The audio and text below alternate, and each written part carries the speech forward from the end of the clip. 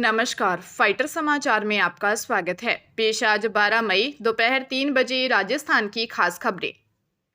Rajasthan cricket association RCA की ad hoc committee convener Jaideep बिहानी ने मौजूदा क्रिकेट संचालन कमेटी को भंग कर सभी सिलेक्टर्स को कार्य मुक्त कर दिया है। इसके बाद अब नए सत्र के लिए जल्द ही नई कमेटी का गठन कर नए सिलेक्टर्स का चयन किया जाएगा। हालांकि जयदीप बिहानी के इस फैसले को लेकर कोई मीटिंग नहीं की, न ही एडहॉक कमेटी के सदस्यों से चर्चा की। इसको लेकर अब एडहॉक कमेटी के सदस्यों में ही विरोध शुरू हो गया है।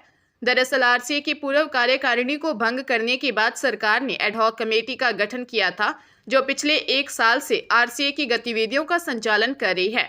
एडहॉक कमेटी द्वारा ही राजस्थान में junior selection committee, senior selection committee, women selection committee और क्रिकेट कमेटी का गठन कर सिलेक्टर्स की नियुक्ति की गई थी, जो सभी जिलों के खिलाड़ियों को स्टेट टीम में सिलेक्ट कर टूर्नामेंट का आयोजन करते थे।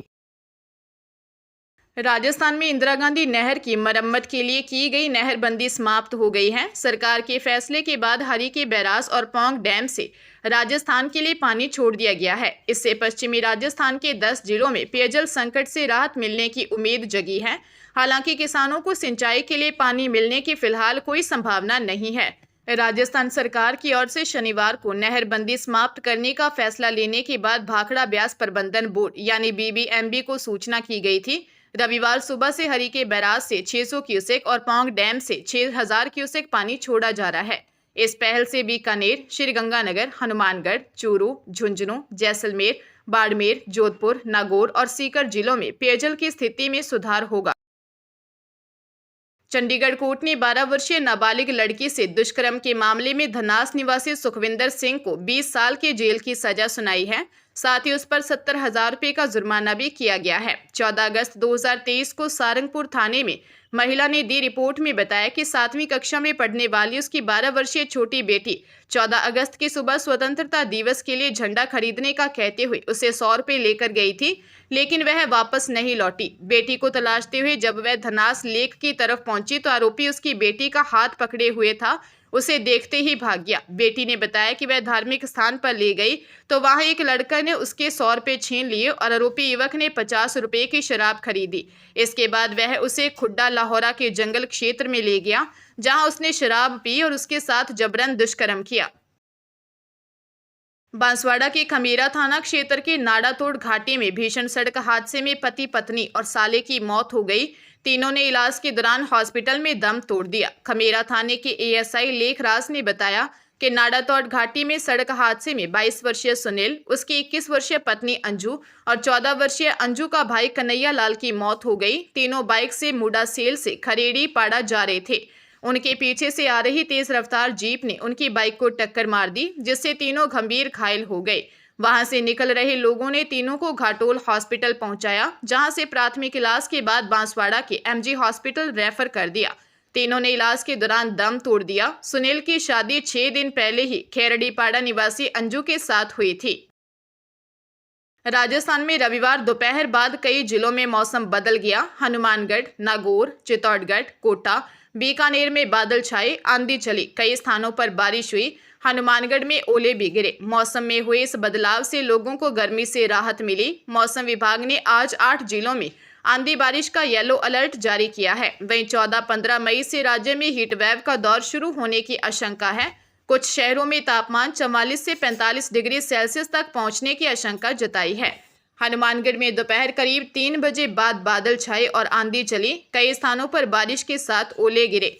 नागौर में दोपहर करीब 4 बजे मौसम में इस तरह का बदलाव हुआ और आंधी बारिश के साथ ओले गिरे। बीकानेर, चित्तौड़गढ़, कोटा, जोधपुर और उसके पास के एरिया में बारिश हुई। वहीं पश्चिमी राजस्थान के शहरों में भी दिन भर धूप रही। हरियाणा के चरखी दादरी शहर के हीरा चौक निवासी व्यापारी प्रवीण गर्ग से 2 करोड़ की फिरौती मांगने का मामला सामने आया है। मामले में ऑडियो व वीडियो भी सामने आया है। ऑडियो में जहां 4 लोग व्यापारी को अश्लील भाषा का प्रयोग करते हुए 2 करोड़ की रंगदारी मांग रहे हैं, वही रंगदारी नहीं देने पर उसे व परिवार को जान से मारने की धमकी भी दे रहे हैं। फोन करने वाले अपना नाम बताते हुए जेल से बोलने का दावा कर रहे हैं। वही व्यापारी को बार बार बोल रहे हैं कि पुलिस के पास यहाँ कहीं जाना है तो जा सकते हो, लेकिन रुपए नहीं दियो तो 3 दिन में रिजल्ट देंगे। घटना के बाद से परिवार के लोग भय में साए में हैं। व्यापारी की शिकायत पर सिटी पुलिस ने केस दर्ज कर मामले में एक आरोपी को पकड़ लिया, जिससे पूछताछ की जा रही है। बूंदी जिले के नैनवा थाना क्षेत्र में एक बड़ा हादसा सामने आया, जहां बारातियों को लेकर जा रही एक प्राइवेट बस अनियंत्रित होकर पलट गई। हादसे में करीब 2 दर्जन लोग घायल हो गए। सूचना मिलने पर नैनवा पुलिस मौके पर पहुंची और घायलों को अस्पताल भिजवाया। गंभीर घायलों को कोटा रेफर किया गया। थाना प्रभारी कमल सिंह ने बताया कि घटना गंभीरा और काशपुरिया के बीच हुई। प्रारंभिक जांच में सामने आया है कि बस ड्राइवर को झपकी आने की वजह से बस अनियंत्रित होकर सड़क से नीचे खेत में पलट गई। बस भवानीपुरा निवासी कमलेश धाकड़ की बारात लेकर नैनवा आई थी और लौटते समय हादसा हो गया। घटना की सूचना मिलते ही बूंदी कलेक्टर अक्षय गोदारा और एसपी राजेंद्र कुमार मीणा ने तत्काल जानकारी लेकर संबंधित अधिकारियों को आवश्यक दिशा निर्देश दिए। पुलिस मामले की जांच कर रही है। राजस्थान स्वास्थ्य विज्ञान विश्वविद्यालय यानी RUHS ने CUET 2025 में नकल रोकने के लिए इस बार कई व्यवस्थाएं की हैं।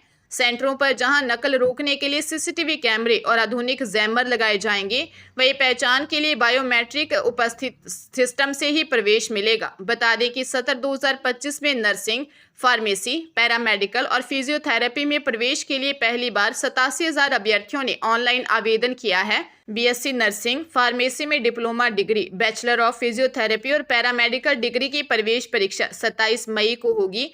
मारवाड़ चिकित्सा विश्वविद्यालय जोधपुर और RUHS जयपुर के संगठक और संबद्धता प्राप्त संस्थानों में प्रवेश के लिए यह परीक्षा आयोजित की जा रही है। ऑफलाइन परीक्षा के चलते 3 लेयर चेकिंग सिस्टम लागू रहेगा।